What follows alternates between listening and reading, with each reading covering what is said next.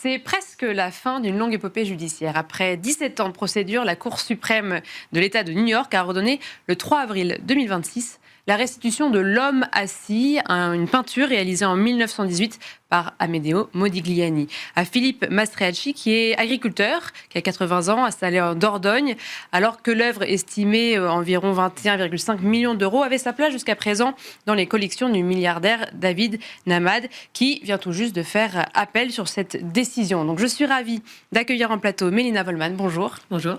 Vous êtes associée au sein du cabinet d'avocats Pinsent Mason et vous représentez Mondex, donc l'entreprise spécialisée dans les recherches de provenance qui a agi sur ce dossier de restitution.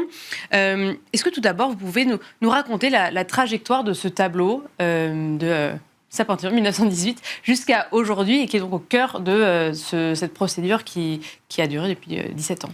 Bien sûr. Donc, il s'agit d'un tableau de Modigliani qui a été peint en 1918 et qui appartenait à un marchand d'art galeriste juif installé à Paris qui s'appelait Oskar Stettiner. Oskar Stettiner a prêté cette œuvre à la Biennale de Venise en 1930 et comme il était juif et comme beaucoup de familles juives françaises, il a été contraint de fuir Paris au moment de l'occupation et il a laissé ses biens derrière lui.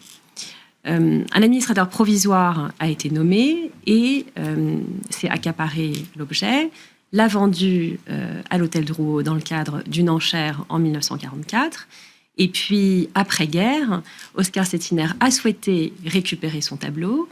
Il a agi en justice parce qu'il y avait une possibilité législative pour faire ça après la guerre. Il a obtenu une ordonnance du tribunal judiciaire de la Seine qui lui restituait son tableau, sauf que ce tableau n'a jamais été retrouvé de son vivant. Il est mort en 1948 et l'œuvre est réapparue sur le marché de l'art bien plus tard, en 1996, dans le cadre d'une vente aux enchères organisée à Londres. Qu'est-ce qui a été l'élément déclencheur d'un tel procès ?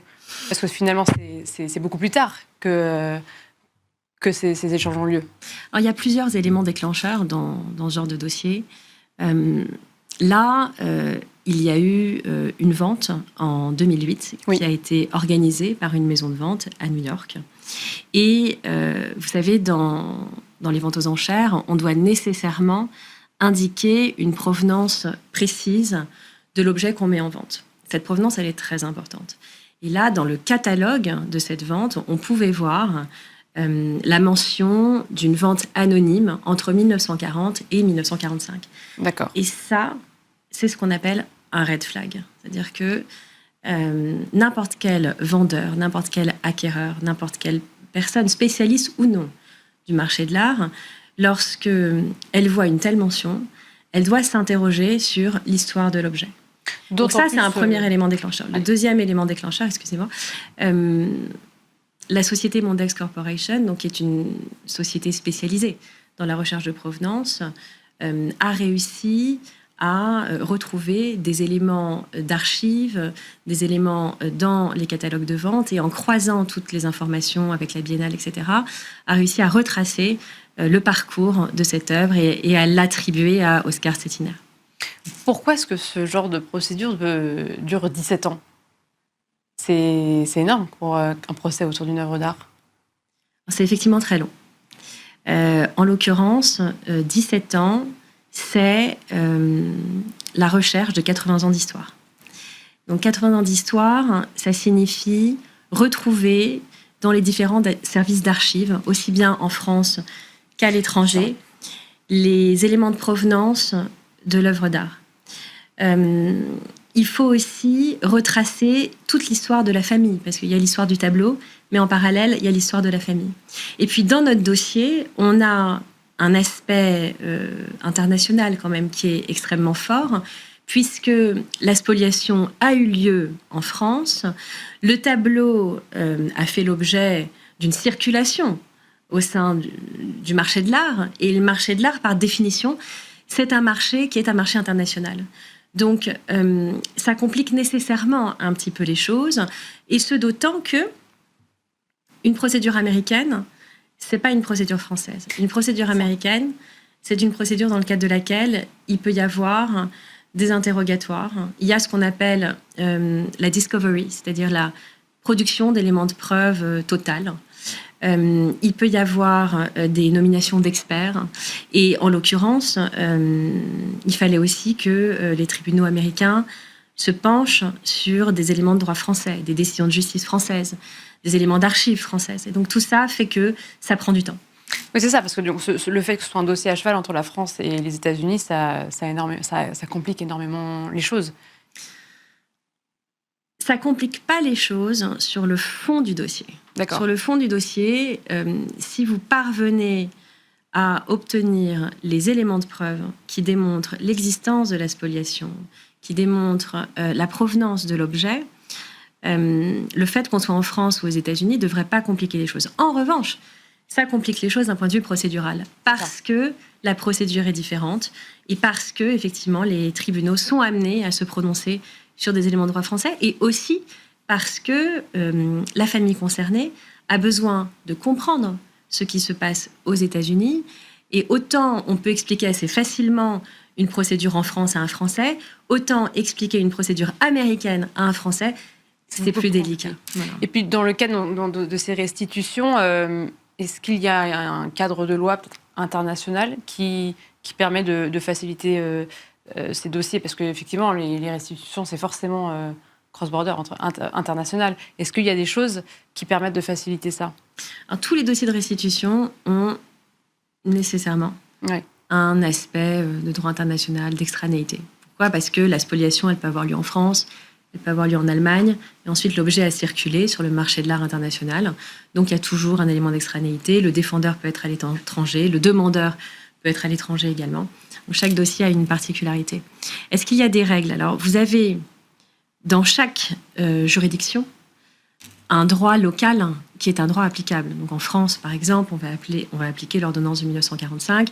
Aux États-Unis, il y a encore tout récemment le HERE Act qui vient d'être voté et qui permet d'obtenir une restitution plus facilement. En revanche, il y a un corpus de règles, de directives plutôt, internationales qu'on appelle la soft law, qui sont censées guider les administrations publiques, les tribunaux, les acteurs du marché de l'art, vendeurs, acquéreurs, pour faciliter les restitutions. Et la soft law, c'est ce qu'on appelle le droit mou. Oui. C'est pas contraignant, c'est ça. Mais en revanche, c'est une forme d'engagement moral qu'il faut respecter. Mais si c'est pas contraignant, ça a quand même un réel impact dans les prises de décision qui sont réalisées, comme ce dossier-là. La soft law a un vrai poids? Alors, la soft law, ça a un poids de manière générale, pas spécifiquement dans ce dossier-là, mais vraiment de manière générale, parce que en matière de spoliation, vous avez deux grands textes qui ont été adoptés. Enfin, il y en a d'autres, mais on a surtout les principes de Washington, qui ont été adoptés et ensuite complétés par ce qu'on appelle les best practices. Donc vous avez 44 États qui se sont engagés, dont la France et les États-Unis, pour respecter un ensemble d'engagements éthiques et moraux. Et dans ces engagements, vous avez notamment l'obligation de trouver une solution juste et équitable lorsqu'il y a une question de restitution sur un objet spolié qui se pose. Les acteurs du marché de l'art doivent aussi faciliter l'accès à leurs archives. Ils doivent adopter une démarche assez proactive dans la recherche et l'identification des objets qu'ils pourraient détenir et qui auraient été spoliés.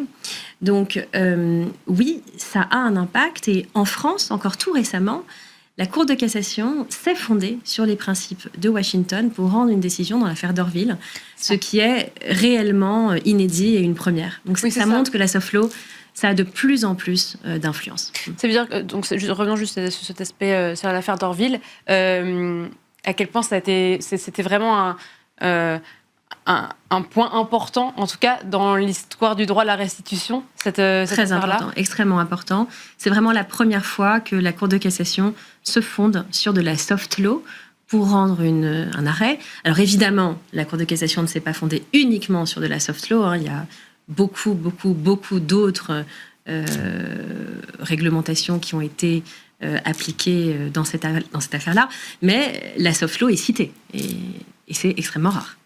Et dans ce cas de ce tableau sur Modigliani, sur le plan du droit, est-ce qu'il y a des enseignements, le procès n'est pas totalement clôturé, mais est-ce qu'il y a déjà eu des avancées ou des manières de traiter cette affaire avec les éléments qu'on a aujourd'hui, en 2026, qui ont évolué ?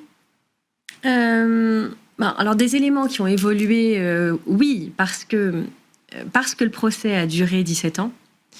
Dans le cadre du suivi de ce procès, on a réussi à obtenir des nouveaux éléments de preuve. Alors c'est vrai que le temps qui passe, c'est un temps de souffrance immense pour les familles, mais en l'occurrence, dans cette affaire, c'est du temps qui a aussi permis de mettre en lumière certains éléments de preuve qui étaient assez décisifs. Donc le dossier a évolué plus de manière probatoire que de manière juridique. Et est-ce que le simple fait qu'aujourd'hui on parle beaucoup plus de restitution, de provenance, c'est quand même un sujet qui est beaucoup plus présent qu'il y a 20 ans, est-ce que ça a eu un impact ? Alors, c'est difficile pour moi de me prononcer puisque c'est une décision qui a été rendue aux États-Unis par un tribunal américain, mais je pense que l'impact est assez général et notamment, comme vous le savez, on a le HERE Act qui a été renouvelé aux États-Unis et qui permet d'obtenir des restitutions plus facilement en évinçant ce qu'on appelle les exceptions de procédure, c'est-à-dire les questions de prescription ou de qualité à agir ou de juridiction compétente. Donc c'est vrai que l'ère est plutôt positive pour les restitutions, mais on attend de voir quand même la suite avec cet appel qui a été initié. Bien sûr. Merci beaucoup, Mélina Wollmann. Je rappelle que vous êtes associée au sein du cabinet d'avocats Pearce & Mason. Merci d'avoir été avec nous pour nous expliquer toute cette affaire judiciaire. Et merci à vous toutes et tous de nous avoir suivis. C'était Arrêt Marché.